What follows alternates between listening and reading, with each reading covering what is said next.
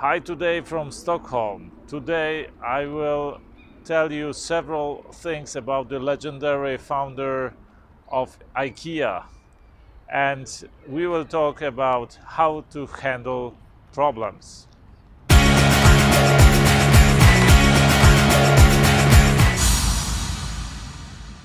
You have probably heard of Ingvar Kamprad, the legendary founder of IKEA. He started IKEA in 1943 when he was only 17, and it started as a mail order. IKEA has 340 stores in 28 countries and employs over 160,000 employees. This is the largest, the greatest furniture brand in the world. And its founder, Ingvar Kamprad, is known for his thriftiness. He flies economy class and was driving an old Volvo for over 20 years until somebody persuaded him that it's not safe anymore. Whenever on travels, he stays in super cheap hotels, and even if he drinks something from the hotel minibar, he then replaces the bottles with cheaper ones bought in the supermarket.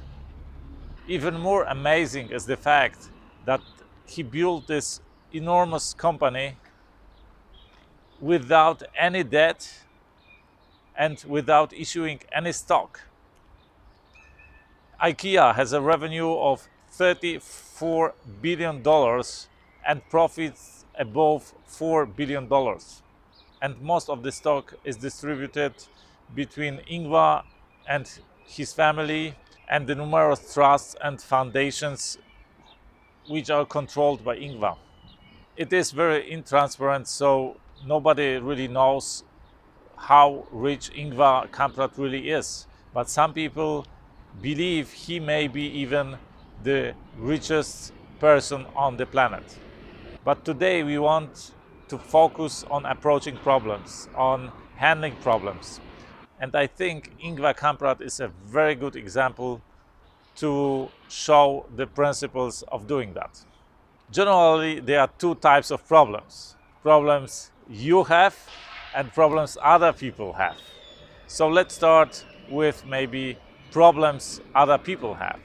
What is the entrepreneurial approach to that? How the best entrepreneurs approach these problems? These problems are typically material for business ideas. The best way to actually invent a business is to solve a problem somebody else has, or as many people as possible have. And of course, for that they are willing to pay money.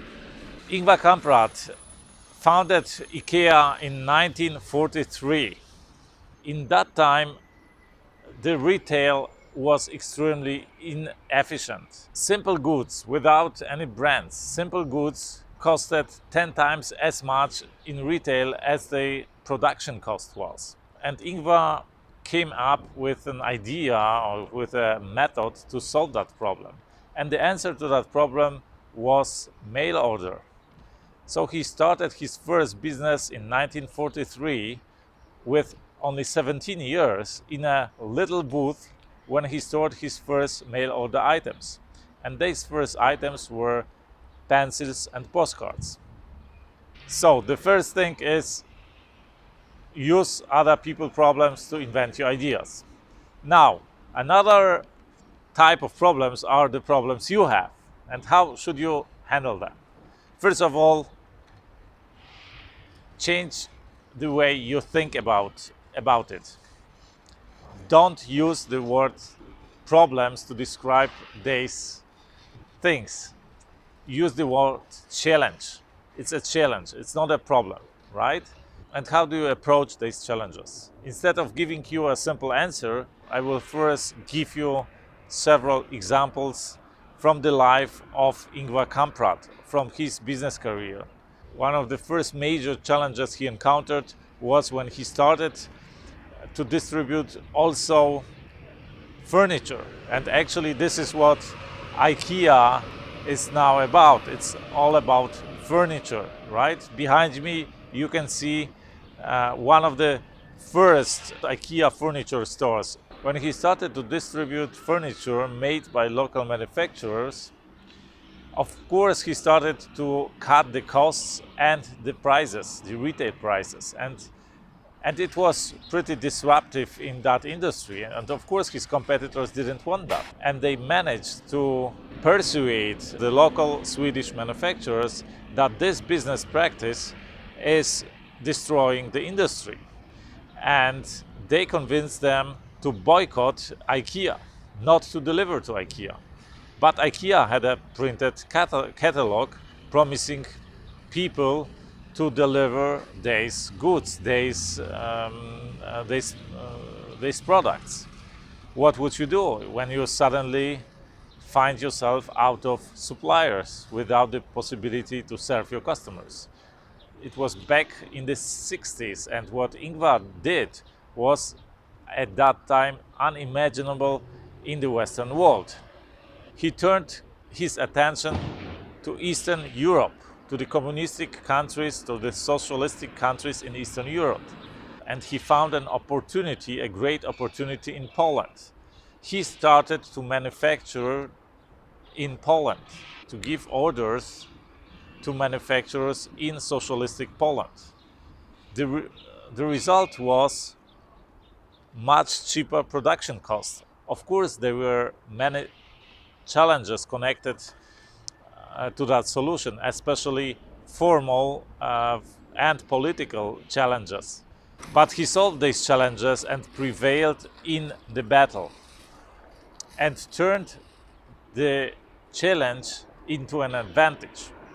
The second challenge he encountered was a fire that consumed, I think this was this store in Stockholm, and this store brought him at that time around 50% of his revenue. But he had some money in the bank, some cash, some liquidity. So he was able to quickly reconstruct the store and to make it even a bigger store. So what he learned in that lesson is to always have a cash reserve in your bank. It is a rule in IKEA to have at least 14% of yearly revenue as cash reserve in the bank right now. This cash reserve is needed to come up for potential unexpected events that otherwise could destroy the company.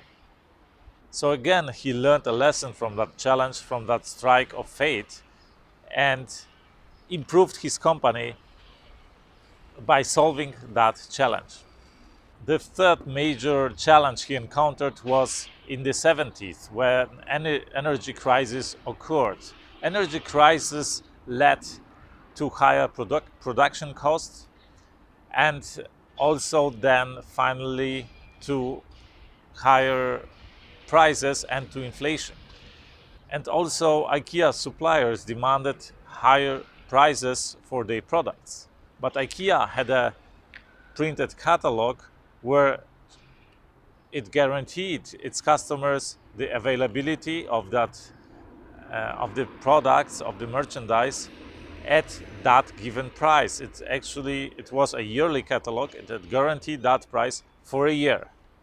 So what to do if your suppliers demand much higher prices, but you guaranteed a lower price to your customers?